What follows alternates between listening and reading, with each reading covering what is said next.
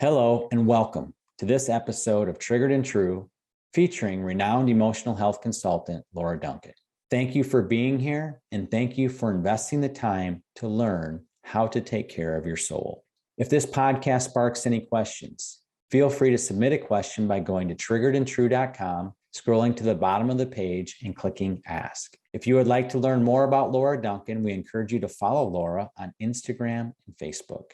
Also, a great resource for you to consider is the Compassion Method Master Course. This course is a deep dive into Laura's life work, the Compassion Method. The Compassion Method is a process that empowers you to learn to see and comfort your internal pain and to discover your true self, that beautiful, wonderful part of you that has been there all along, but has simply been covered up. To obtain the master course, go to compassionmethod.net. And as a podcast listener, you qualify for a $50 discount that can be obtained by typing in the coupon code podcast50. Again, that's compassionmethod.net, coupon code podcast50. We hope you enjoy this episode. Hello and welcome everybody to this edition of Triggered and True. I believe this is our 16th podcast episode. So thank you for joining us with myself, Brian Freise, and with Miss Laura Duncan. Hello, Laura.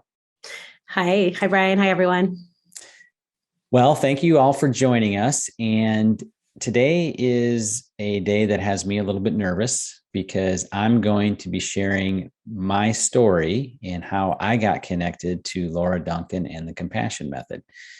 So as we've gone along, there's been times I've shared a little bit of my experience, but today I'll be sharing it in much greater depth than I have to this point. So to start off, I actually wrote out the introduction. I was just doing some writing, and writing helps me organize my thoughts sometimes. And I felt that what I wrote kind of was a really good start, and it was very helpful for me to write it. So I'm going to start off by reading that. And then Laura is going to kind of share her viewpoints and expand on some of the things that I share. I truly believe that my story is also your story, and that what I'm going to share is part of our shared human experience. Ecclesiastes 1:9 states, "What has been will be again. What has been done will be done again. There is nothing new under the sun." While the circumstances and situations of my story are unique and even special to me, the overarching theme is not. I will be sharing things we all go through, but most of us never talk about. In my case, and I don't think I'm alone in this, my silence was due to ignorance. I simply did not know what I did not know. There are certain things that every human being who has ever been or ever will be will experience. Some of these things are absolutely wonderful, like joy, laughter, connection, the feeling of being known, and peace, to name just a few. But there is also the inescapable reality that we will also all experience pain. In my mind, pain was something physical. However, when I had what I have come to call my great awakening, what others might call a nervous breakdown, but I choose great awakening. I think that sounds better. And it actually describes it better. Anyway, my great awakening, I learned that my pain did not have to have a physical source, and that in this case, it did not. This is what made it so confounding. Prior to this experience, the greatest pain I had ever endured was at the hands of a kidney stone. Within minutes, a quick internet search by my wife revealed the likely cause of my sudden symptoms that had me on all fours in our bathroom in a tremendous amount of agony. Knowing what was going on gave me a degree of solace, even though that was hard to recognize in the moment. In the case of my great awakening, the pain was coming from my soul, my inner world, or from my heart in a metaphoric sense. I was so unaware and disconnected from my inner world that when I attempted to describe what was happening to me, I did not even use the word pain or hurt. I was obviously hurting, but since I did not know what was hurting, I could not even acknowledge that I was hurting. I'm going to read that again. That was good. I was obviously hurting, but since I did not know what was hurting, I could not even acknowledge that I was hurting. Does that make any sense, Laura? It does make a lot of sense. Yeah, if you don't know the name for it because you have not learned what was going on inside of you, then you don't know how to identify it. Yeah, I had absolutely no grid for emotional pain, and we'll get into more of that. So needless to say, in order for the healing process to begin, my high degree of disconnect with my inner world was going to need to change. So I am sharing my story for two reasons. First of all, it's for me. Processing it helps me heal, helps me understand, helps me discover. It challenges me to go deeper and to feel deeper. I spent 43 years of my life numbing my emotions, numbing my ability to feel, not allowing myself to feel because I had no concept for how to process uncomfortable and painful emotions. I thought these emotions were bad and that I just shouldn't be having them. So I suppressed and ignored them. Unfortunately, the very circuits in our brain that painful emotions travel on are also the circuits that positive emotions, like peace and joy, travel on. You cannot selectively numb emotions. Numb one and you numb them all. This numbing prevents us from experiencing so much of this wonderful gift called life, and also from discovering who we truly are. The uncomforted pain in our inner world blocks and distorts our view of ourselves. Most of us struggle with who we see in the mirror, and this is tragic. I want to experience more. I want to discover more. I want to love more. And sharing my story helps me do that. Thank you for allowing me this opportunity. And thank you, Laura, for allowing me the opportunity. Yeah. So Thanks for sharing that. Secondly, I am sharing for you, our listeners. It is my hope that I can help give you eyes to see your own story. As mentioned, I did not know what I did not know. It is my hope and prayer that you can learn from what I share and that my experience will help to launch you on your own healing journey, that you too can have your own great awakening, a hopefully less traumatic one. And finally, I'm not sharing any of this as one who has arrived or as one who has it all figured out. The wonderful thing about this process is that you never do arrive, so to speak, as we will be forever learning, growing, and discovering. While it is true that I'm light years away from where I was the day I first stepped into Laura's office, I still feel like I'm stumbling and bumbling through this process a lot of the time. Kind of like a bull in a china shop making a horribly terrific mess. But here I stand at 46 years of age with a profound sense that I'm now just learning how to live. That is the introduction for today's podcast. Yep, just dive right in. Yeah. I think in sharing how you were saying, just even in the beginning, how, it's you're a little nervous today, a little bit, feeling it because it's such a sensitive, tender story. But I think that such a good opportunity to recognize the compassion method process allows you to share your story because you can even take care of yourself and be able to bring compassion to your heart and comfort even right now as you're sharing your story. And I love that because sometimes when we share a story, even though it can bring a lot of benefit to those around us, a lot of times we kind of re-traumatize ourselves. We hurt ourselves in the process of sharing our story. And even as you're sharing right now, you can bring compassion. You can allow yourself to feel comforted in the vulnerable places that you're going to share. Yeah, and I think one of the things you talked about with the sharing, you talked about how like a little kid, when they're experiencing something traumatic, they will explain it. They'll tell the story over and over and over again because they're trying to help themselves understand. Yeah, exactly. And there's an element of that happens with this. But you're right. It does re-traumatize. And we're also going to talk about why that's a good thing. Mm-hmm, exactly. And that's why I kind of wanted to open in saying that yes, this is going to be difficult for you to share in some ways, but you can be right there with yourself all along the way. And absolutely. And you don't have to do this alone, even though we're on the podcast together and you're sharing with, everyone that's listening right now. You're not alone in it. You don't have to have that feeling of you have to even get through this story by yourself, but you're with yourself. We're with you, and everyone's here to be with you in it. That's why we're listening. Yeah. Well, very good. Well, thank you everyone for being with me.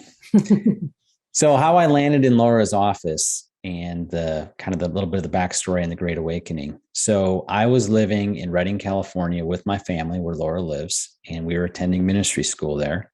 The first year of the ministry school, my wife and I attended together. And the second year, the plan was that I was going to take care of the family, take care of our family business, and try to learn to apply some of the things I learned in the first year.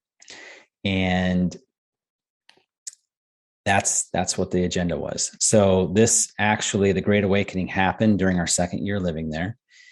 And in November of 2018, I had just returned back to Redding from a business trip back in Illinois. I got back on a Saturday night, and I woke up on a Sunday morning in the midst of a panic attack, unlike anything I had ever experienced before. It's so strange because it was such a beautiful day. The sun was shining. It was just a beautiful day, but yet I had this overwhelming fear, scared, just, I don't know. It was really weird. And I remember just laying in bed, looking around like I was almost paralyzed. So I woke my wife up and tried to explain to her what was going on. And she has had a panic attack before on a few occasions, and she was able to quickly deduce that's what was happening to me. And we did what we knew to do. We prayed, we rebuked devils. She comforted me as best she could, as best she knew how. And I just remember that I a few different times I'd find a sense of normalcy, but it seems like it wouldn't last very long. So this thing that happened that Sunday morning, it definitely didn't just go away. It just kind of ebbed and flowed. And there was a whole lot of just scrambling, trying to figure out what the heck was going on. So Thursday of that week was actually Thanksgiving. So Thanksgiving of 2018, I got up early again because I wasn't able to sleep. And I decided to go for a walk. And on the walk, I decided to listen to a podcast from a pastor, someone that I knew very well, and someone that spoke at the school. I'd listened to him lots of times before. And this podcast had actually come recommended because they felt it spoke to some of what I was going through. So I think my wife even recommended it to me. And I remember going on that walk and having a very significant check in my spirit about, are you sure you want to listen to this? And I was like, well, that's crazy. Of course, why wouldn't I? I've listened to this pastor dozens and dozens of times before, it came recommended. So I just overrode that hesitation and went ahead and listened to it. And I don't remember what it was all about, but the gist of it was about learning to control your thought life, and lots of biblical examples of that. And I remember, actually, as we got towards the end of it, I recognized really quickly why I had that hesitation in my spirit about listening. So at the end of it, the pastor issued, as I received it. Now, this doesn't exactly mean this is what he did, but this is how I received it. I received it as a warning that if I don't get my thought life in order, the enemy, the devil, is going to take me out. And he went on to describe a situation with a pastor from California where we were living that had recently taken his life. And it wasn't specifically shared, the example, but it was inferred. And the second that he went there, my mind kind of flashed to a Facebook picture that I saw of that pastor. and his family. And that pastor had been struggling with what I had been struggling with, anxiety, panic attacks. And it got to a point where he eventually committed suicide. And whatever level of anxiety that I thought that I had, it went up, 100-fold the second that landed on me. And I just kept thinking, oh my God, is that what's happening to me? Is that what's going to end up happening to me? Am I going to not be able to get a hold of this? Is it going to get to the point where that happens? And that thought absolutely just ran me over. And we'll get to in a little bit why that particular thought of suicide was so vulnerable for me, like why I was like almost like a perfect setup. But in that moment, I mean, it literally felt like death was stalking me. And there are absolutely no words that I can use to describe what it felt like during that time period. And, as I say, Thanksgiving 2018 wasn't really fun. And it's frustrated me sometimes of not being able to explain, exactly what it felt like. And one of the things you shared with me, Laura, is that it really, the whole thing about not feeling alone, you shared with me how, God knows what it felt like. So I'm not completely alone, that there is someone else that understands, that knows. I don't have to try to explain it perfectly or whatever. So that Thanksgiving was rough. It just kind of really kept growing and getting worse. And I wasn't able to find any solution. And finally, the Sunday after Thanksgiving, it reached a point where I was basically kind of on all fours again in the living room, very similar to the kidney stone episode, except I was in a living room this time, not the bathroom. And it was about midnight. And I remember I just kind of cried out to God and I said, what about medicine? Is it going to come to that I actually have to go get medical help? And almost immediately I felt God say that medicine will be part of your journey. And that was really hard for me to hear. There was a flicker of hope that came with that, like maybe there'd be some help, but it was also really hard to hear because that was so connected to failure to me. Like I should be able to get a hold of myself. I should not need to go get help for this in that way. And an absolute ton of shame was there. And so I eventually ended up going to the emergency room, and walking in those doors was so hard. Like I stood in the parking lot for a while, like, am I really doing this? Am I really doing this? I had built it into this humongous thing when really it's not, but I had built it into something that was absolutely larger than life. And I expected, as I walked in there, to face a lot of judgment. I don't know why, but I just expected that. It was probably my programming, but I expected to face judgment and just like, hey, we've got people that are really sick, and then you're in here. Like there's people that are in car accidents, there's people that have terminal illnesses, there's more people with much bigger problems than whatever you think you've got to take care of. That's what I expected to face. But that is not what happened.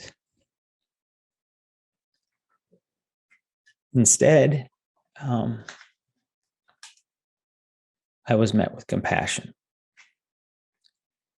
The nurses, doctor, they were all very compassionate. There wasn't any judgment. There was understanding. And yes, they did give me some medicine. Yes, after some time, it helped. It helped shut down that amygdala and bring me down out of that triggered state. And about 3 hours after I took the medicine, I probably felt the most normal that I would feel for the next year and a half. But the real compassionate part of what they shared was really encouraging counseling. And they're like, they basically said, there is not a medical solution to what you're dealing with. There's a joint solution, but the medicine is a helper to help you get to the deeper solution.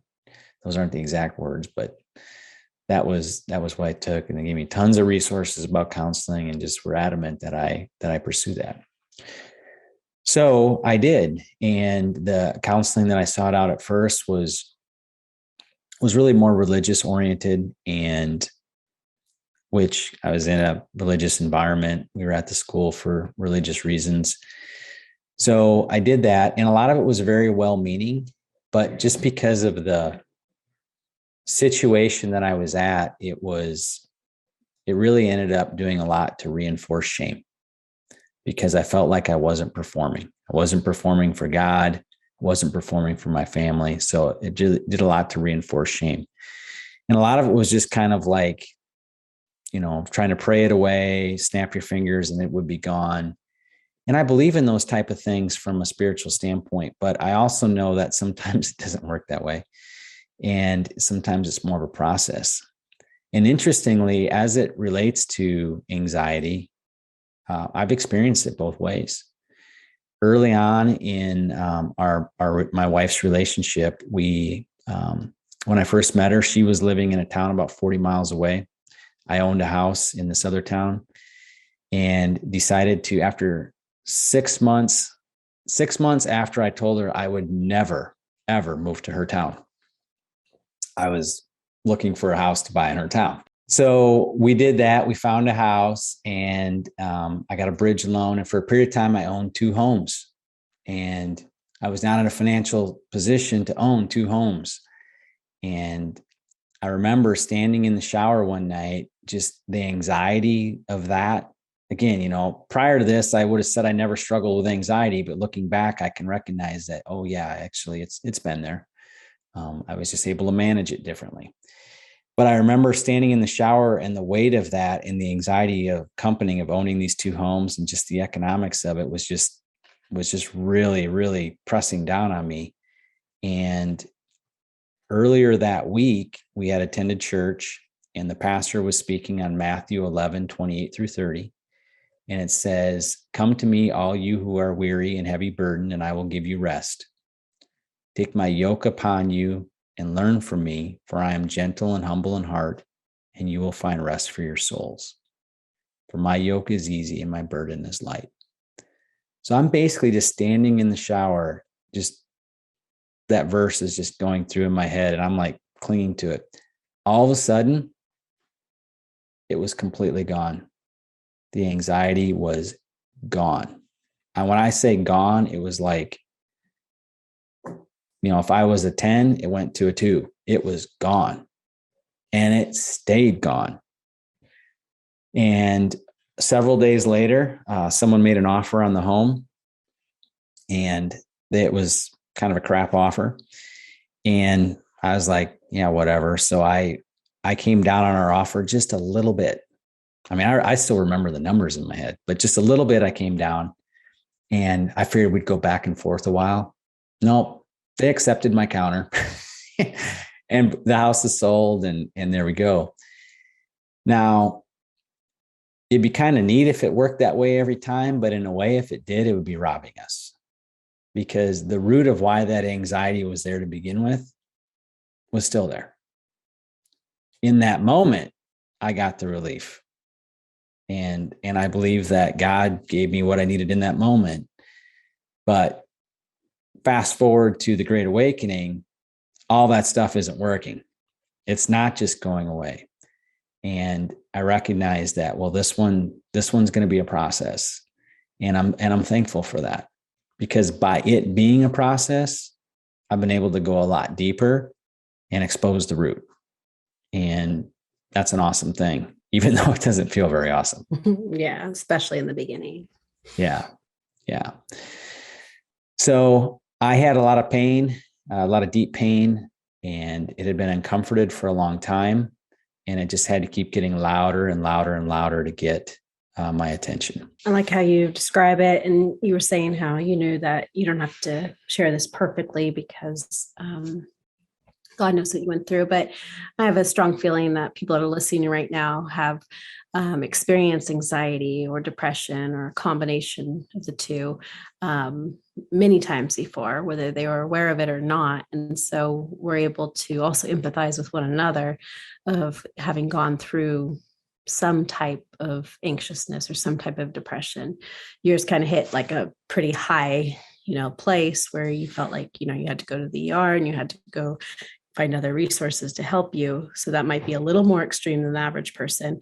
But I think even, hearing how many people are on medication, which medication is not a problem, just like the doctors were saying, it's a helper, but you also have to take care of the root issues.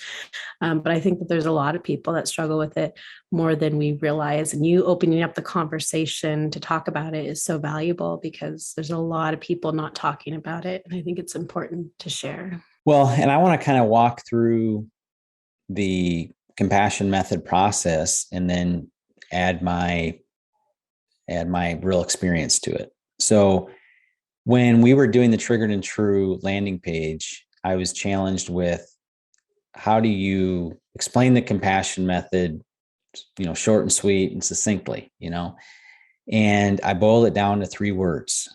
And really these 3 words are how I experienced the compassion method. And these 3 words, it's not like you do one and then the other and then the next. It's like all 3 of these are happening at the same time. But so the first word is awareness. And I described that as many suffer the consequences of emotional pain, such as anxiety, depression, and irritability, but are unaware that they are even hurting. The compassion method enables people to see their pain, and this allows the healing process to begin. So that describes me to a T. I had no clue. Okay. Yeah. Awareness is a big deal. It's not healing, but it's part of the process of healing is awareness. Yep. So the next word is comfort. And I describe that as when our tooth is hurting, we know to go to the dentist. But what about when our heart is hurting? Taking care of emotional pain, taking care of our inner world is not something that many of us have been taught. This process teaches you how to apply compassion to your pain and also how to get your needs met. So that's the second word. And the third word is discovery. Because we are hurting, our behavior often doesn't match our identity. When our pain is running the show, we simply do not act like ourselves. I'll talk a little bit about not acting like myself. As our pain is comforted and as our needs are met, we can begin to discover who we truly are. So going to the first word, awareness. So my first exposure to Laura. So as I mentioned, I did a number of different attempts of I met with, I think 2 or 3 other people before I got to you, because as many of you that are listening probably know, Laura is not always the easiest to get into right away. That is very true. Yeah. And Laura is not always the easiest to get in to see. And I think my weight was not quite 2 months, which is actually pretty good. Right. Yeah, that was good. Back then. So it was pretty good. So I didn't know that you had gone to multiple. I knew you'd seen that first person, but I didn't know you'd done multiple counselors, which is actually an important thing to do because you have to find people that fit with you and are doing a process that's actually going to benefit you. You don't always find that the first time. Yeah. And here's who I met with.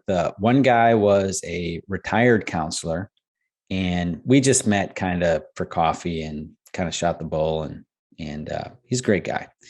And then the next guy, and he was helpful.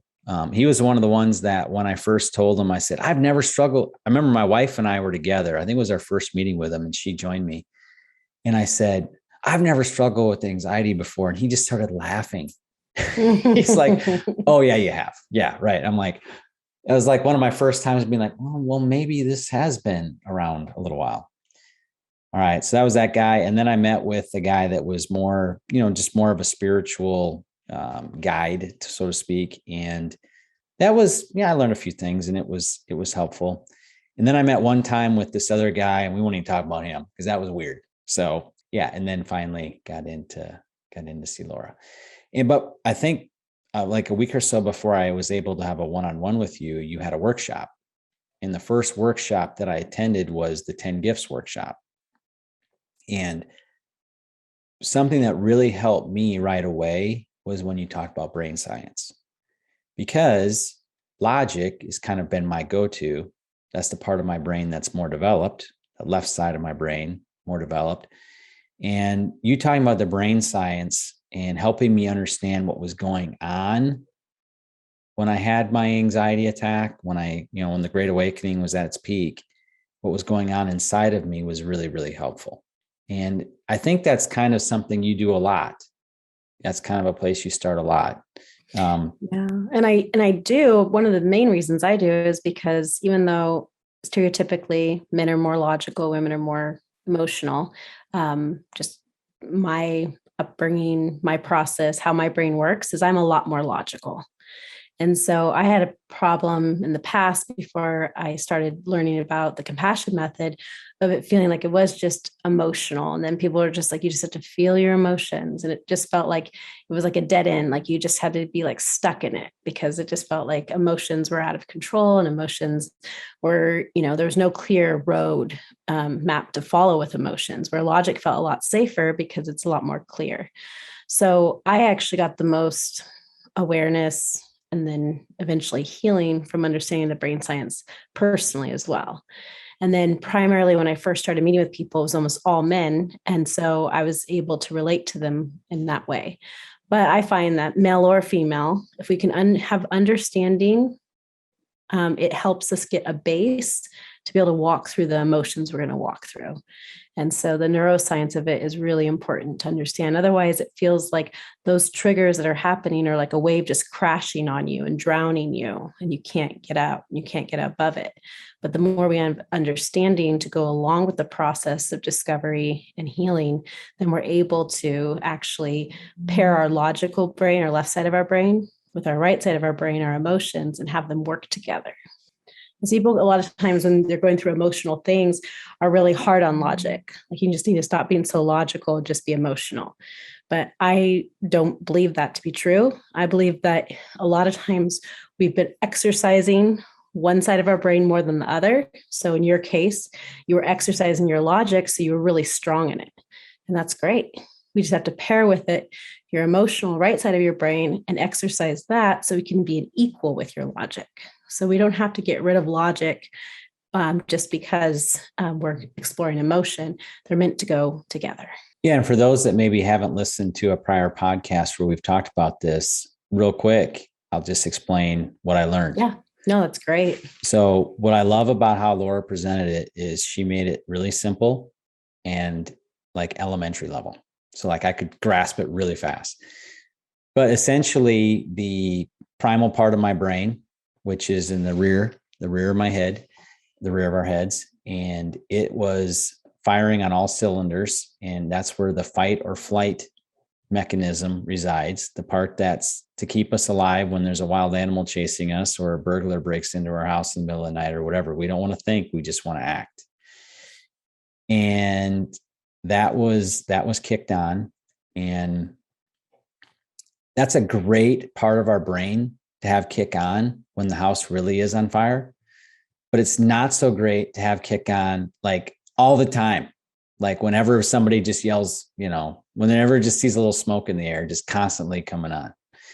And when that comes on, it overrides our frontal part of our brain, which is where our logic is. And our frontal lobe is where all of our logic lives, our reasoning, our understanding, all these things that we go to school and we learn all these wonderful things. But when we're triggered, we don't, it's like we can't open the book. Frontal lobe knowledge is shut down, turned off, it's shut. And one thing I'll just say real quick, just since we're talking about the neurological side of it, if you've experienced adrenal fatigue before, that comes from being in a constant state of fight or flight. So what it does is it's releasing into your system adrenaline, like you're saying, just constantly when there's no real danger, but there's a perceived danger because of the lack and pain that we experienced in our early childhood development. That perceived danger constantly has our body releasing adrenaline. So it's flooding our systems, causing big reactions, but also creating adrenal fatigue because our adrenal glands were not meant to produce that level of adrenaline on a constant basis. So if you find yourself in a very habitual, constant state of trigger, that means that you're probably going to have physical health issues as well that are connected to it. So a lot of times when people are fatigued, tired, immune system's down, it's more emotional than it is actually physical. Well, and leading into I didn't get into all this, but leading into my first panic attack, when I woke up that Sunday morning, I had gone through some very challenging situations in the family. And that adrenal fatigue, I was lacking energy. I was so tired all the time. And, my body so this had been wearing on me a while, at a heightened state. A lot of your defenses are down because the ways you managed it, because you've been managing, just like the other counselor said, when you said I didn't experience anxiety, he laughed because everyone experiences anxiety. But if we're in a stronger state of mind or stronger physically, a lot of times we can suppress it. But once we're no longer in that strong place because of previous circumstances you went through, it wore you down to a place where you couldn't manage it anymore, which at the moment was horrible. But in the bigger picture, it's so important to get to places where we're too weak to manage it so we can actually take care of it. We'll get to that when I talk about my protectors, but yeah. The second big piece of awareness, and this is when we met one-on-one that I really took this home, was when you said to me that I wasn't broken. Well, that really spoke to my shame, because I was like, there is something wrong with me. Like, I'm not so much, it's like that I am wrong. Not just that there's something wrong, that I am wrong, like who I am is wrong. And that was very much part of my childhood coding too, like what I felt when I was little, like there was something wrong with me. And obviously you really helped me see that I wasn't broken, but really I was just hurting. And who I was covered up just because I was hurting. Exactly. Because a lot of times when we struggle with mental, emotional, physical sicknesses or problems, we end up identifying them as who we are. But what's happening to your body, your mind, your heart is not who you are. Your pain is not who you are. And because from early childhood development, from an early age, we've experienced pain, and especially if we experienced a lot of pain or neglect, we end up identifying that's who we are. And so to recognizing you're not broken, but you didn't get what you needed. You're not broken, but you have experienced pain. You're not broken, but we need to be able to care for and show compassion and nurture to those places so that you can be who you were created to be. Yeah. Well, and I still had a lot of shame about even just needing to come see you. Just the very fact that I'm there, you know what I'm saying? And feeling kind of silly, but I know how real the torment is, because this torment, that thought that was running me about the suicide and, oh my God, is this going to happen to me? It's not like that just went away. No, that's still there. And you just became uncomfortable enough to face it. And people a lot of times will say, what do you think the primary reason why people come see you is? I say, that's what I say.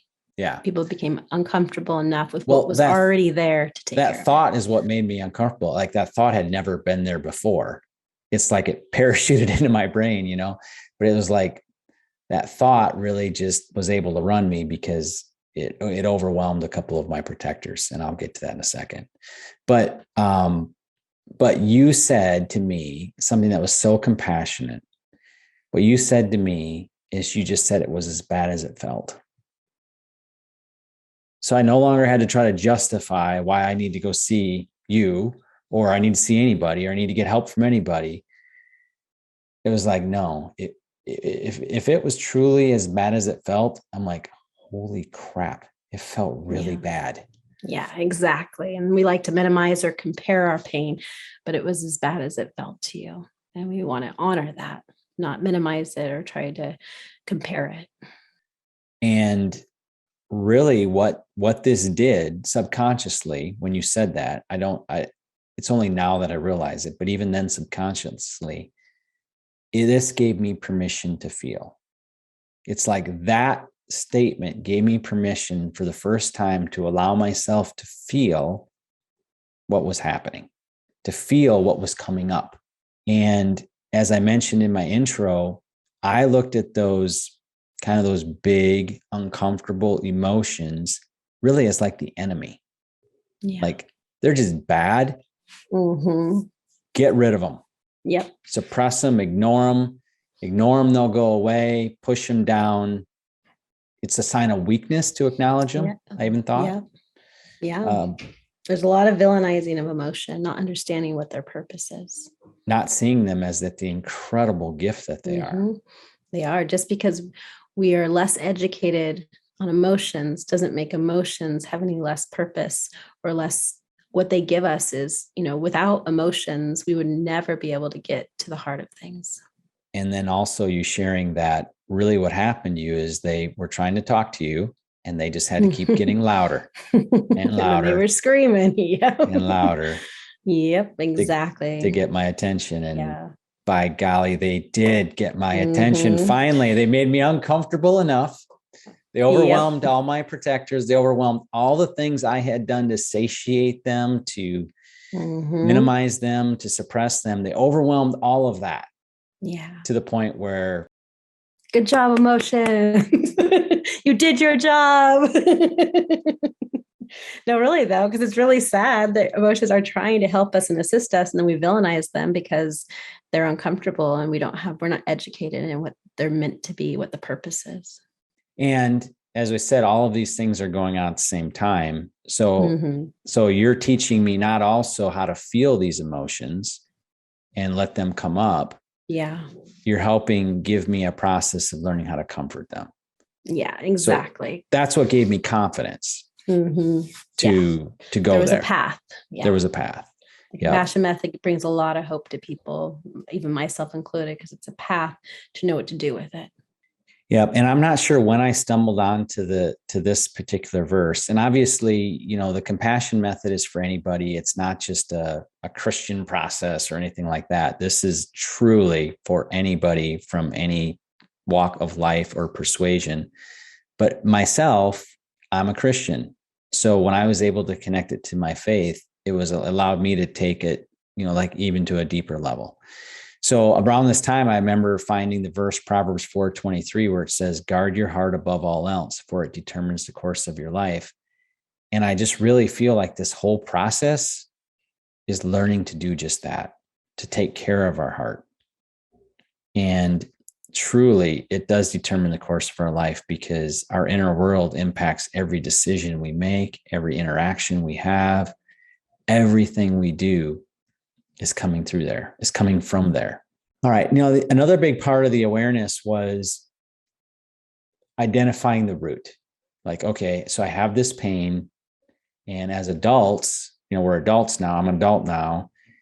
Logically, you're thinking that the pain is like something in your recent, like what's going on right now. And you had mentioned that you had a couple other, things going on in your life at the time that you could have justifiably felt like was the source. Yeah. But I think even deep down, I knew they weren't, and I don't even remember spending a lot of time talking about them. But typically that's what we do. Yeah. We think, well, it's, my spouse did this happened, that happened at work or whatever. But in many ways, those are just paper tigers. They're not the real issue. They're an issue. They're significant. They matter, but they're not the root. They keep us distracted. They keep us avoiding our pain, but they're definitely not the root of it. So to get to the root, I had to go to childhood. And you slowly took me there. Obviously we've talked about this, like the first 6 months that I saw you, it was all defensive. So we're all defensive. We're all, the enemy is sieging all the defenses and they're pouring into the city and you've got to be very defensive. You're locked in a little room, just trying to fight your way out. I'm picturing like Lord of the Rings or something in my mind right now. And so at first, the city's being overwhelmed and it appears all hope is lost, but you're slowly chipping away at that to get to the point where, you gain enough ground that you can flip and go on the offensive. And I was really able to get to spend some time there. And I'm just going to jump right to it and share what I see as the root. And people would be like, "Oh, you got there that fast?" No, I didn't get there that fast. It was like, this is time remember, lapse. we're jumping around a little bit too. This totally. is like, maybe this was like at year 2, of like processing before I really got to where the root of that pain was. But really, looking back at my childhood, it's kind of tough because in so many ways, my childhood was wonderful. I have wonderful parents. They provided for me. They did so many things for me. I had the wonderful opportunity and privilege to grow up on a farm, which is like so cool. And I got to do things at such a young age that, most people, maybe never get to do. And looking back at my childhood, I can see how clearly, I can honor my parents for what they were able to do and recognize, what they weren't able to do. But what they were able to do is they raised me incredibly well in the logistics of life. I think I had my first checkbook at 12 years old. I have basically a business enterprise at that age. I turned 16. I wrote a check for my first, a gently used vehicle. I wrote a check for $6,500, which is, I looked that up. It's like 13 grand today. I didn't borrow any money. I just wrote a check. Yep. You were really well trained and taught and how to be successful in life. Absolutely. I mean, entrepreneurship was just in my bones. So like when I got out of college and when I went to go work for someone, I worked out in the field, and I remember taking a tour of the corporate office. And I'm like, there is no way I am ever going to be able to work in a cubicle. It's just not going to happen, So I had to, just that desire to start our own business, was there. And my wife and I did that. And so much of that I owe to my upbringing. It's the way I was raised. I was raised to be successful. You can really honor your parents, and even in this moment or throughout the process, say thank you so much, Mom and Dad, for giving that to me, because that's a true gift. Absolutely. And the other thing, we talked a little bit about, if we divide our brain into hemispheres, there's a left brain and right brain, which is, I'm sure, wildly oversimplistic way to look at your brain. There's so much more to it, but I know, still, it helps us get it in a simple form, which I feel like it's better to start simple and get more complicated than to start so complicated you can't understand it. So left brain, logic and reason, right brain, your emotional side, the arts, things like that. Whereas creativity. So I was parented very much, and that left brain became very developed. And the way I was parented, the right brain, not so much. That was the part that my parents weren't able to provide. And looking back at like where that root of that pain was, when I was younger, I was very, very late in maturing. I was very little. And, one kind of mile marker that sticks out of my head was my freshman year of high school. I was about 4'10", weighed about 93 pounds. I mean, I was tiny. I mean, there might've been a girl in the high school I was the same height as, but that's about it. Yeah, that's real bad. Yeah. I have a brother that was, he was in 8th grade and same thing, 4'11". Yeah. It's hard. I was just so little. And really, when I mentioned earlier, I felt like there was something wrong with me.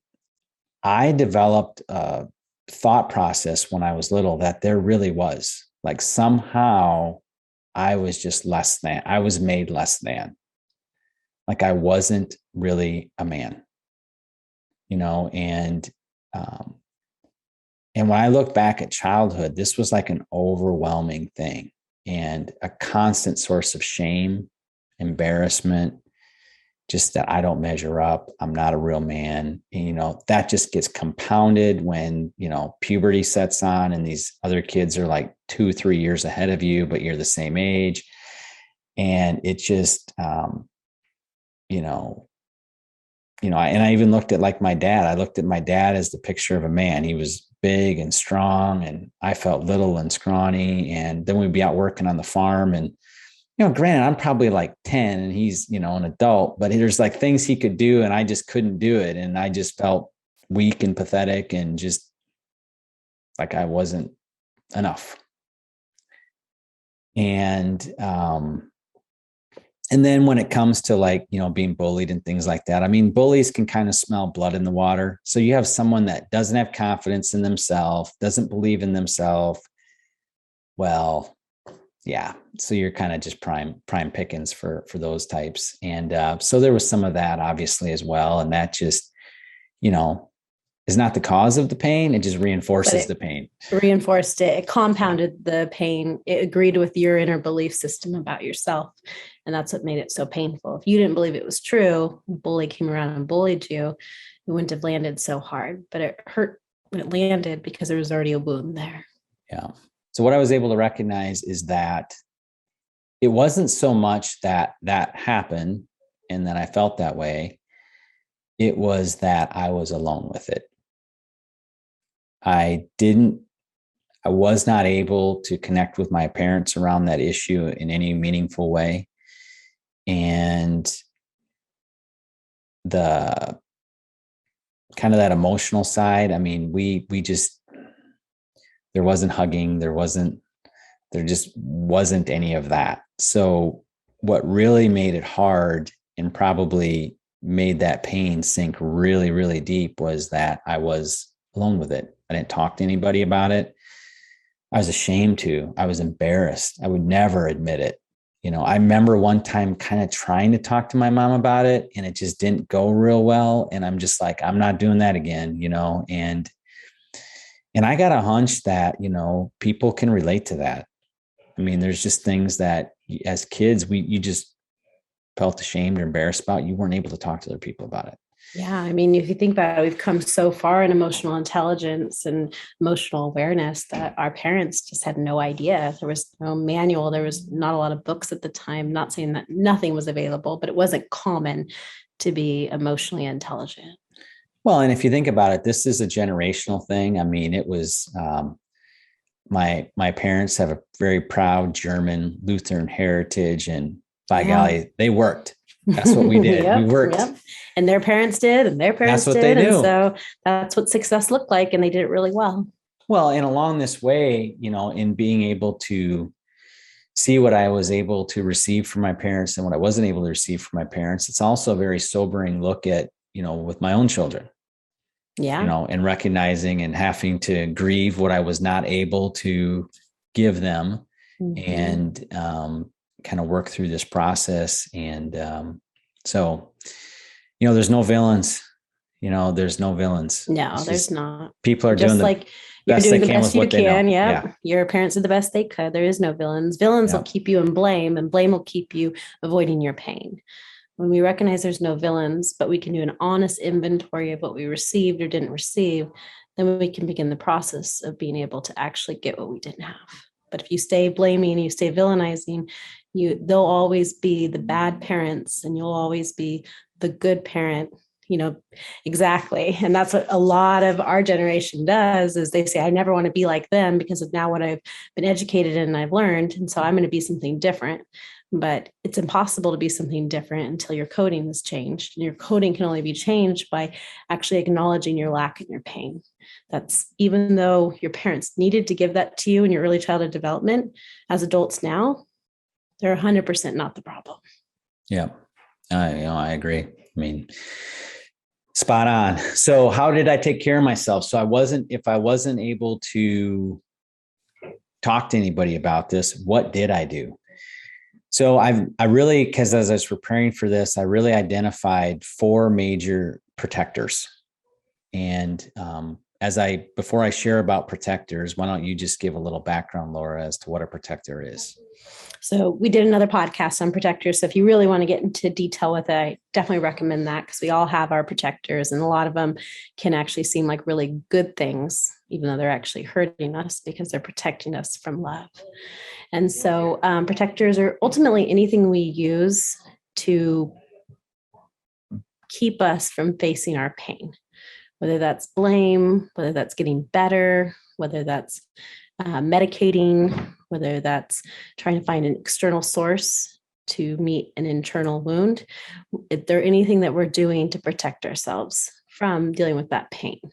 But protectors get a really bad rap, because people will be like, oh, you just have a protector. You need to just stop doing that. You need to let it down, or you need to not be so protective.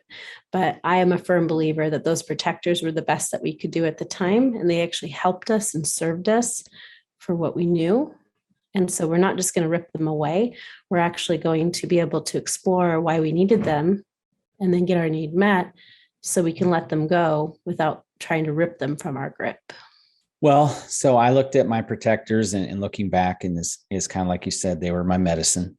They were how I took care of myself when I didn't know. We're really proud of little you. Yeah. It was really brave of you to try to find something to help you when you didn't know what to do. Yeah. And in doing this, we're going to talk about why that fear of suicide was so overwhelming, because why that particular thought or fear was so able to overwhelm my protectors. So I was already in a vulnerable spot. So my protectors were already like the dam starting to break, you're like the little boy with this finger in the dam, and it's like another one keeps popping open, But the very first one I would say was rooted in performance. So this overwhelming feeling of not feeling like I was enough, I was going to perform my way through that. So I had to pretend a lot, but then I also had to perform. So for me, I wasn't able to do this in sports so much because I was so little. I mean, I literally was like a boy with playing amongst men, in those ages, And so I wasn't really able to do it, through sports or whatever in performance, but I could do it academically. So I could perform there. I could get good grades and I could do all those things. On the farm, academically on the farm. Yeah. And work. I mean, it was so important to me that people recognize me as a hard worker. Well, even that you saved up that much money, and that's what I'm talking about. Some protectors they look really good. Like the average parent hearing that is like, wow, your parents did a really great job. You saved up the money, you started a business, you were very successful. But a lot of that was connected to performance and the franticness and not being enough that motivated you in a great way, because it's always kind of both going on at the same time, motivated you in a great way, but it also kept you from taking care of your pain because you could put all your energy and focus in being successful, but not actually taking care of the franticness that was causing you to go in that direction. Yeah, it covered it up. Yeah, because it looks really great. I mean, how many people listening, if you're a parent and you had a 16-year-old kid that pays cash for his car, you would be like, yeah, did something right. And they did. And you did too, but there's more to the story.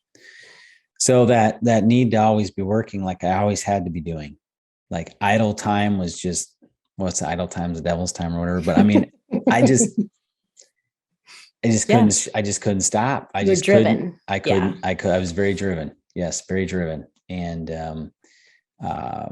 it also kind of manifested over responsibility. I mean, I would take responsibility for things at a young age that I had no business taking responsibility for. So whether that was in academics, the marketplace, later on in my life, it was the church world, religious activity, that's always a doing. Popular one. Yep. Oh yeah. They'll keep you going. It's all about doing whatever we're drawn when we have the unmet need of the gift of not feeling enough. If we haven't received it, we are going to find places that are going to let us do for us to feel valuable, to feel like we're enough. And the church, work, those are some of the primary places that people find that if they do, they can be loved, or they can feel like they'll be loved. The second one for me, looking back of the 4 categories of protectors was alcohol. And I first started experimenting with alcohol.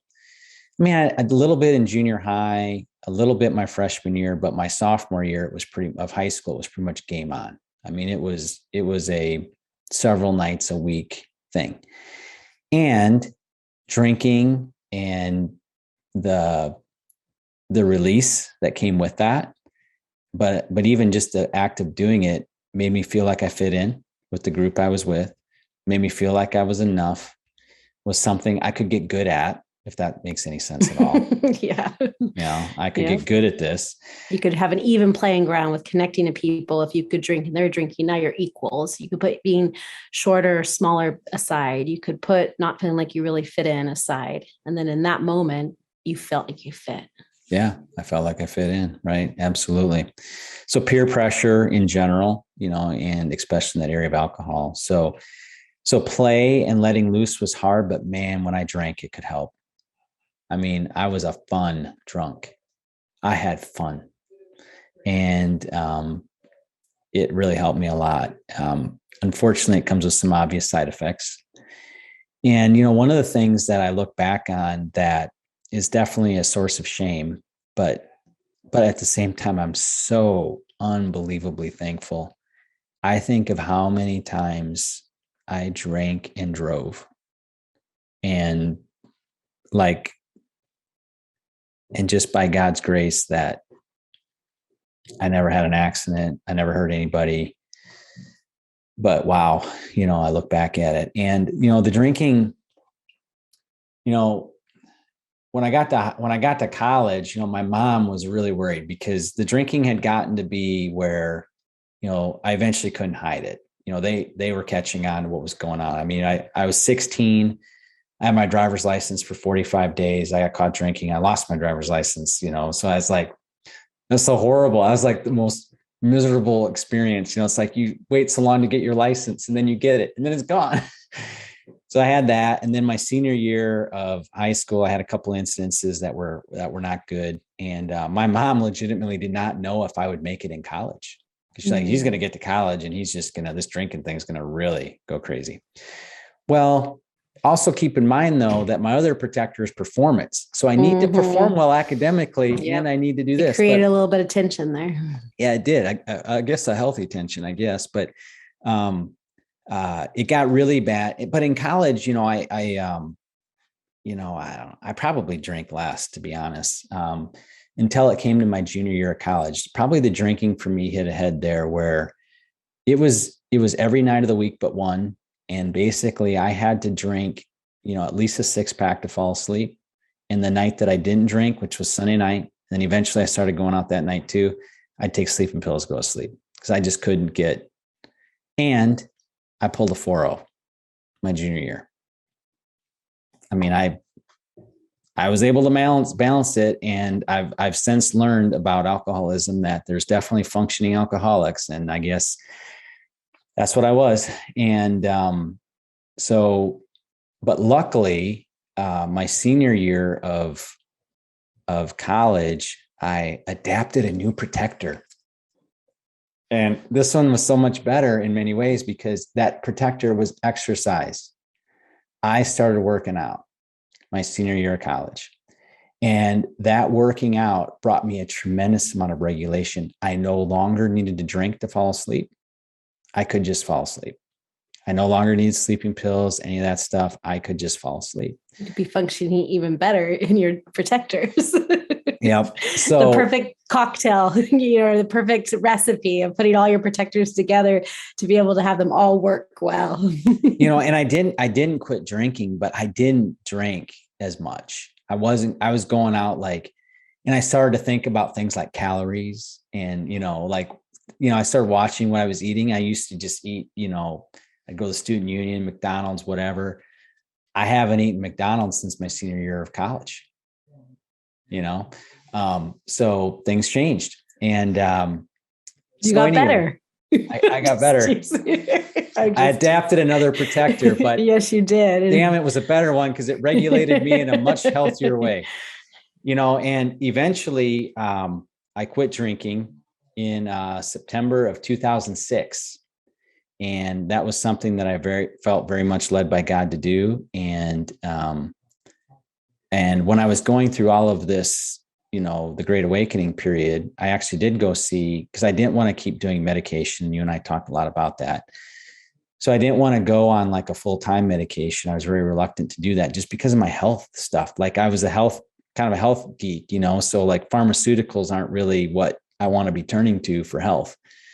So I was seeing a holistic doctor and she was looking at my blood work and stuff. And I had known I had this liver condition, but the medical community never really said it was that big a deal, but to her, it was a really big deal. And she said to me, if you drink, you should probably never drink again. And I'm like, you know what? I knocked that one out about 12 years ago. So you don't got to worry about that one. So anyway, but when I quit drinking, though, what I really did was replaced a lot of that with religious activity.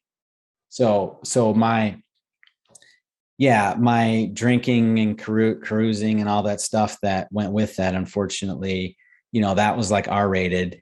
So I just replaced kind of that protector with a PG version, and it became religious activity and missionary trips and preaching and teaching and all of these things, that kind of did that. So one of the things that early on that you told me, or it wasn't super early on, but a couple months in, you talked about how you could see my protectors. You could see the things that I was doing to take care of myself. But you said that when I was on that defensive stage that you couldn't remove them, or you didn't want to tear them down. Why don't you just speak a little bit to that, and not trying to remove those protectors before you're ready? And then maybe even speak to, what if those protectors are something that's illegal or illicit, or, is really harming somebody else? Maybe speak a little bit to that too. Well, obviously we can say, especially in that context that you just shared, that, we shouldn't do those things, and we should, help people, not do those things, and then they'll be healthy. And even in more extreme behaviors like that, I still believe the most sustainable long-term, even for illegal things, even for things that are the really big, bad protectors, it's still going to be the same process. Temporarily, we can put boundaries in place of not doing certain things. But if you only put a boundary in place on your protectors, but you don't actually take care of the need behind the protectors, they will always come back. You might replace them with different ones like you did, but you are still just as anxious, just as feeling your pain and not being able to take care of it, even though you were drinking and driving, which is illegal. And so being able to recognize, so we could come in hot and say, don't ever do if you were still doing it, we could say, don't do that, which of course, don't do that. But there's a reason behind it that has to be taken care of. A lot of times, because we're more behavior motivated than getting to the roots of behavior. If the behavior is taken care of, we're good. But we actually want to take care of the pain behind the behavior, because we'll just keep modifying it and keep getting new protectors until we actually take care of why we're protecting ourselves in the first place. So to come in again and just rip those from you, one, you don't have understanding for it. Two, you're going to find another one anyways. And three, we're really going down the wrong pathway to try to behavior management when this is not why you're protecting yourself in the first place. Yeah. And that behavior management really is where most people live. Yep. They never get beyond that. They never get deeper than that. With protectors, there's so much shame connected to them too. There's so much shame connected to protectors that people are just trying to get rid of them because they're bad. And I really try not to shame protectors, because the more we shame them, the less we're actually going to explore and discover what's behind. And as I mentioned too, I wanted to kind of share like why that particular, the thought that overwhelmed all of my protectors, the thought of suicide that just absolutely ran me into the ground. It overwhelmed me so much because it really took out two of my protectors. I mean, it took them out cold.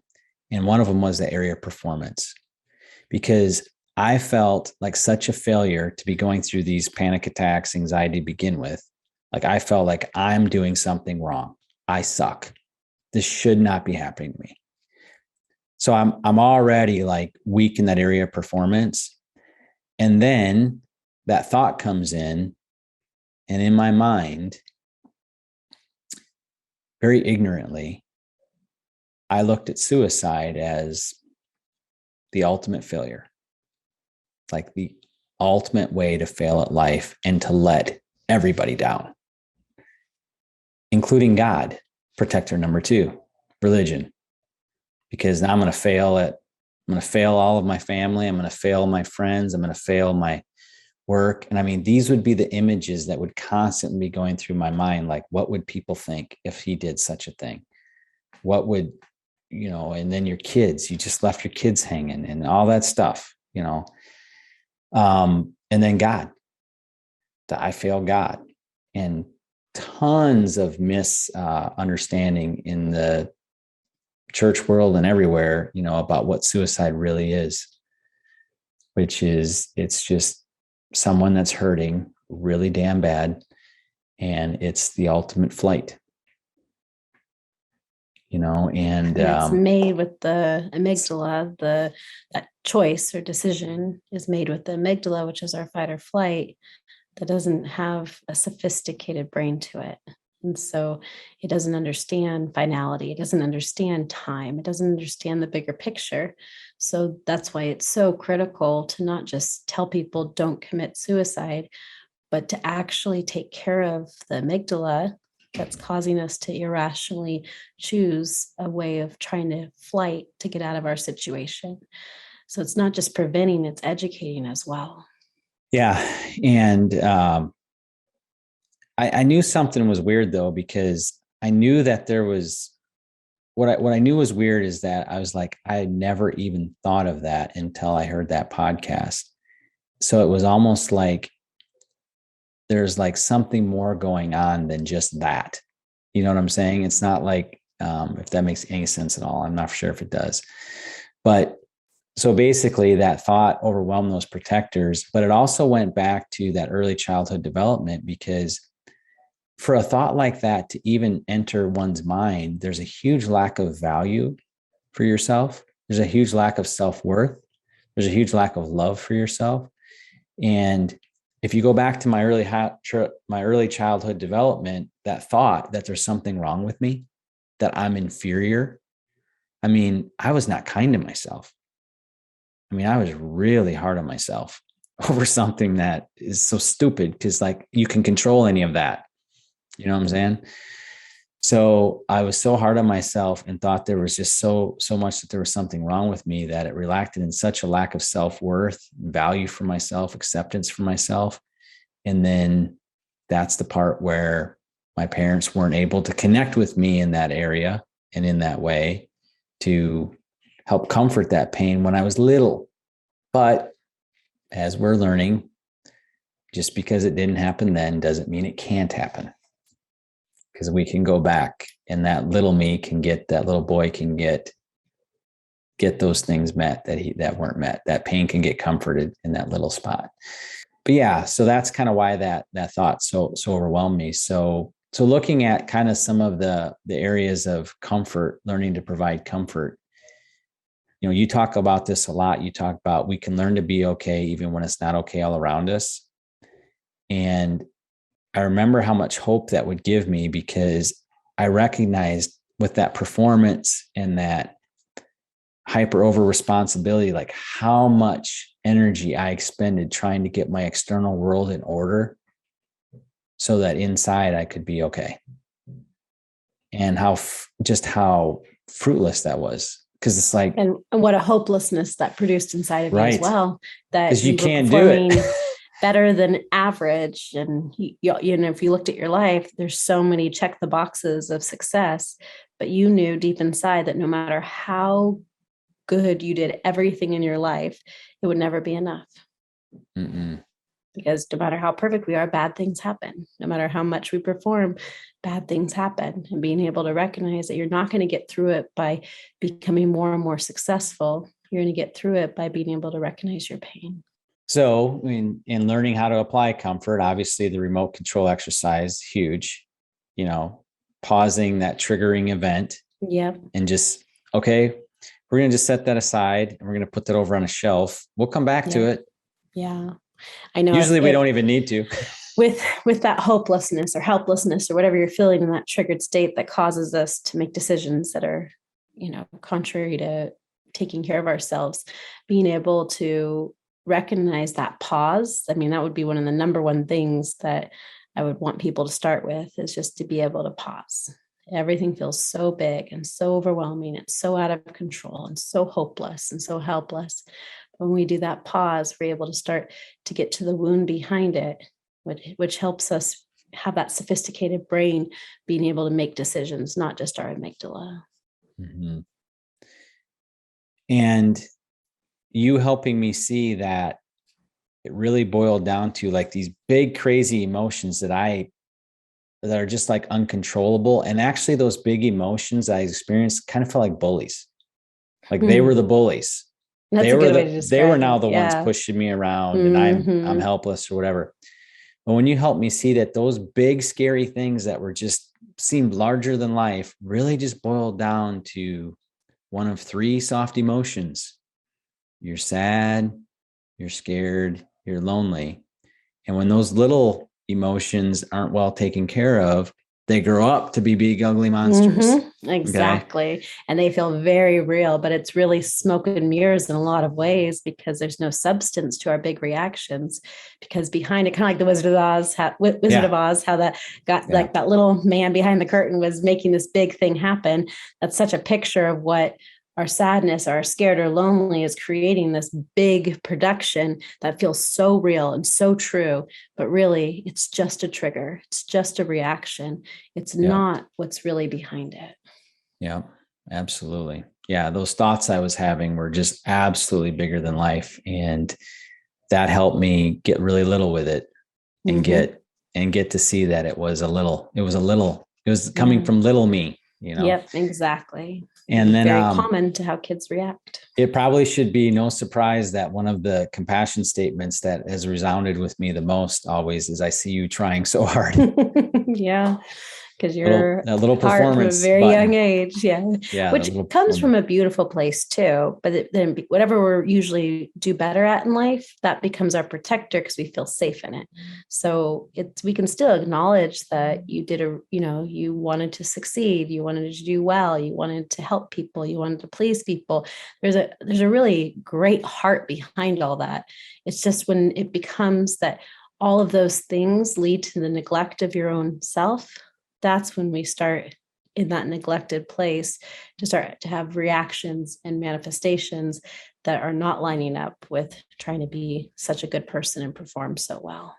Well, and then the next step of the remote control, learning to identify needs. And I'm going to, I love how you in the compassion method have them look at their gifts, needs. I don't know, just, it seems like more of a negative word, whereas gifts is such more of a positive word. And, but it really makes sense because they're things that you were meant to be given. Yeah, meant to be given. Exactly. So we can see the defensive deficit of need, but not recognizing that we were meant to naturally receive those things as a gift to us from our parents. And when we didn't receive it, the byproduct is unmet need, which can feel painful, dark, unknown. Yeah. And I just want to read those quick as I'm going to share a couple personal examples, but they are seen, heard, protected, valued, enough, provided for, accepted, play, taught, and affection. And finding where I've experienced those in life has been a fun little treasure hunt. And probably some of the places where I've found the most, looking back even at childhood, like I didn't recognize they were there in childhood, but they were. They just weren't coming from maybe mom and dad, or because I had pain there, I couldn't see them coming from mom and dad, but I could see them coming other places. But I couldn't at the time because, you're hardwired to see it from mom and dad. But I could definitely see my mom had me very involved in 4-H when I was little. And some of it was definitely her doing. There was a lot of things that I did that if she wanted to sign me up for, I never would have done. And when I was sharing some of this with her, I told her, I said, looking back, I mean, some of the greatest experiences I had with people as a kid was through 4-H. And for those that are unfamiliar, 4-H is kind of like a club for farm kids. Yeah. It's the best way to describe it. 4-H. It's kind of like Boy Scouts for farm kids or something like that, or Girl Scouts for farm kids. But yeah, so you have projects and things like that. But anyway, so some of my greatest encounters with people were through that.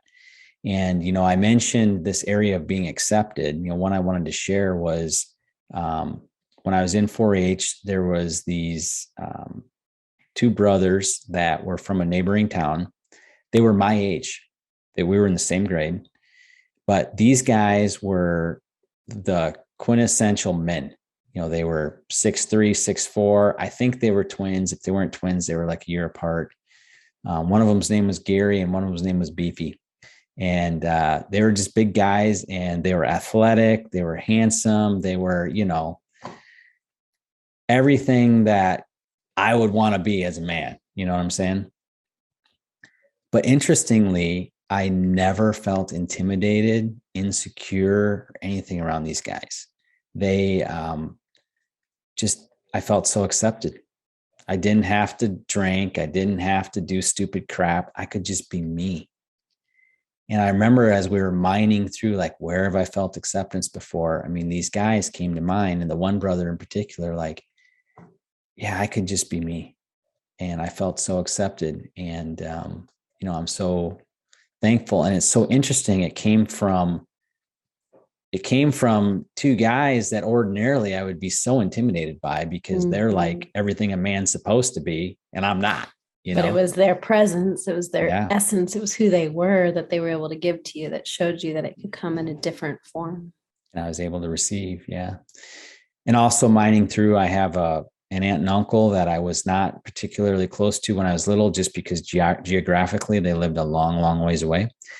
And then as an adult, I was able to get more connected with them. And so many 10 gifts experiences there. It's just a real treasure trove. So that's been awesome too.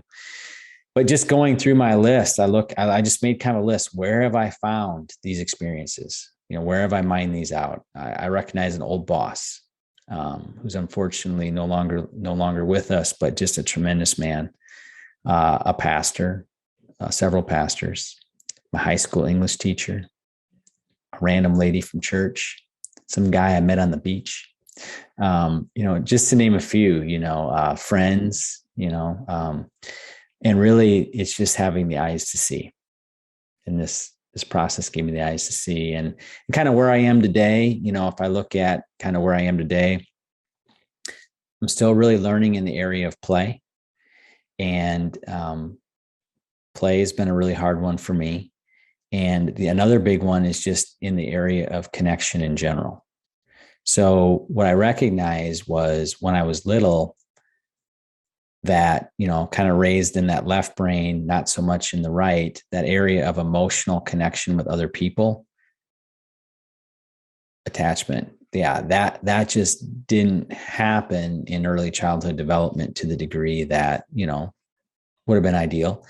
So, and I'm recognizing, like, even in marriage, how I, just because I have insecurities there's pain there, how I lean away from that. And that's not great for a marriage, So it's, so learning to comfort that, and learning more behind that is obviously going to help me a tremendous amount in life, in my own heart, but it'll also be very profound for marriage and relationships in general, because I recognize I would tend to not get particularly close with people, unless I was drinking, because then it was easier to get close. Know how. Yeah, exactly. Right. Because I didn't know how. You didn't know how. Yeah. Yeah. And then lastly, discovery. Probably the best icebreaker for me, and what I would recommend to anybody that's embarking on this journey to relatively quickly do, is Laura's childhood, what she calls the childhood picture project. That was such a huge icebreaker, because I was so disconnected from that little me. It took me so long to stare at that little picture of myself, that childhood picture of myself, before I even realized it's me. And it's still me. It's not like that was me. That is me, and still is me, Yep. So.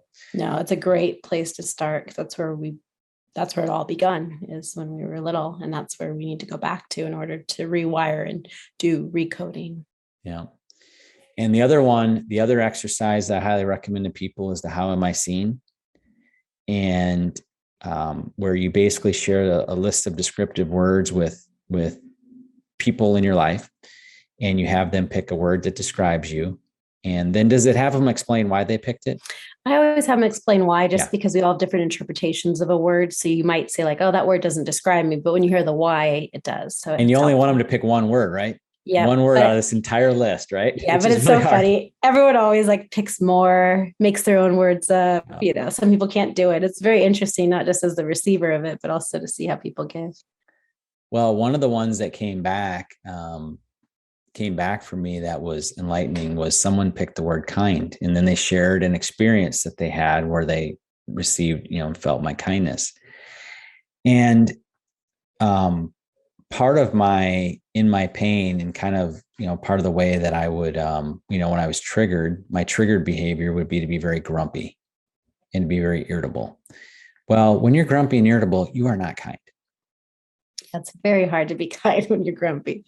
So I came to think that, I'm a grumpy person and I'm not any fun and, not kind to go along with that, to the point where, at one point my family described me with the very loving term. They called me the fun sucker, because when I walked in a room, I sucked all the fun out of it. So there's the grumpy irritability, but actually, when that person who was a former employee of mine, when he shared that with me, it was very encouraging, because I was able to recognize. And from that, you taught me to develop a script using those words that could help bring you back to yourself. So one of the words that I actually picked out too for myself was the word sweet, which not many people I think would pick that word as an adult, especially when I'm in my triggered behavior. But I know that when I was a kid, I was. And I know that that's part of who I am. So when I find myself in that triggered state, going back to no. You can remind yourself of those words that to be true, even though they don't feel like it when you're triggered. And when we shared the 10 gifts, I actually gave an experience. I'll just give a lead in to encourage you to go back and look at that one, but listen to that one, where I talked about a time when I was not very kind to a salesperson over the phone, and recognized that I was not being kind, but then also connecting with, but that's who I am. And when I called back to apologize, I was apologizing differently than I would have in the past. I apologized for what I did. In the past, I would have been apologizing for who I was. Exactly. So I would have thought I was unkind. As the unkind, grumpy person is your identity, not just a reaction to your pain. And as you learn to see your self correctly and see your true self, the fun thing is too, you also learn to see others' true self, and you're able to see, they're triggered. That's not who they really are. They're true. And one of the things that I told my wife not too long ago, I said, it's really cool because now when you're upset, I don't see you so much as the raging B word, but what I can see is a scared little girl. I didn't share that with her when she was triggered, but afterwards, that might not have gone over very well, but it is important to see, because we start seeing, not just as much as we see our own personal identity distorted by believing what we do is who we are, we usually see our spouse in the same way. And so we start to believe that their identity and who they are is how they're acting. And then that causes us to want to disconnect, not just from what they're doing, but also from them. And it creates a higher level of intimacy when you can see past behavior and be able to see the person. Yeah, very good. Well, to kind of wrap up today, I just wanted to share a conclusion, and then you probably have something you want to say too, Laura. But I'm just wanting to share a verse that is special to me, that I think encapsulates a lot of what we are trying to help ourselves do with the compassion method. John 15:9 from the Passion Translation says, I love each of you with the same love that the Father loves me. You must continually let my love nourish your hearts. It's kind of weird to think that we have to learn to let people love us. Yeah. But in our pain, we push love away. Exactly. And especially if we didn't experience in early childhood development, love can be as offensive as abuse. Yeah. So we push it away from, we don't give it to ourselves. We don't let our family do it. We don't let our friends in. And ultimately, we don't let God in either. So what's wonderful about the compassion method is it empowers us. It's like builds our love capacity. It's like empowering us. It's like laying the scaffolding to like let the love come in. Mm-hmm. Yep. It's like, the pipeline. Yeah, I love that about it too. Yeah. Yeah. Breaks down all that resistance and allows it to flow first for ourselves and then for others. And as I said in my introduction, I said that pain blocks our view of ourselves. So we see like, I'm grumpy, I'm unkind, you think that's who you are. So it blocks our view of ourselves, lots of shame and all that other stuff. But when you truly can learn to discover what's underneath all of that, you can't help but to love what you find. Mm-hmm. Even if we're acting contrary, you still see who you are. And so you end up loving yourself even in your weakest moments. Absolutely. To know yourself is to love yourself. Yeah. So I guess that how I'd wrap it up is my encouragement for those on this journey. That's the benefit of the compassion method. It's for you. Yeah. And the side benefit, it's going to help all those around you. Mm-hmm. But the real benefit is it's going to help you be you. Yep. And it's going to help you learn to love and learn to appreciate so much more about life. I think before I learned the compassion method, I would believe by faith that I could be okay when it's not okay all around me. Yeah. Like intellectually. Theory, like, well, yeah. It's a great theory. I'll buy it. I'll buy it. But my heart was like, hell no. There's no way. Yeah, it doesn't feel true. There's no way. The rejection we feel, the lack of acceptance, all the things that are actually going on inside of us that get reinforced by our external world. There's no way. But now I'm like, actually, no, my heart can believe it. Mm-hmm. Yeah. Now it doesn't live it all the time. Like I said, I'm stumbling and bumbling through this a lot. Mm-hmm. You know what I'm saying? But you're getting your core in place. You're knowing that you do love yourself, even if you can't always figure it out. You can't always see it. You're starting to like and know what you see there and learning to love yourself unconditionally. Yeah. So we went kind of long today, but we really appreciate everybody kind of hanging in with us. Laura, do you have anything you want to add in conclusion? Just real quick, first, thank you, Brian, for sharing your story. Every time someone shares their story, it's a vulnerable moment and it's just a real gift to all of us listening. So thank you. And then also, we kind of covered a couple tender topics, vulnerable topics, some big topics today. And so it's okay if things triggered you along the way. It's okay if some of it got a little too close to home and what Brian was sharing. Just be able to take care of yourself. Go back to the remote control exercise. And even if you can't walk through it or process it, what I would want for you is just to be able to bring compassion to your heart and be able to show yourself love, because this is when we're talking about these real issues, it can bring up a lot in the person listening as well. So thank you everyone for joining us on this episode of Triggered and True. And if you like what you hear, refer it to a friend. Until next time, goodbye.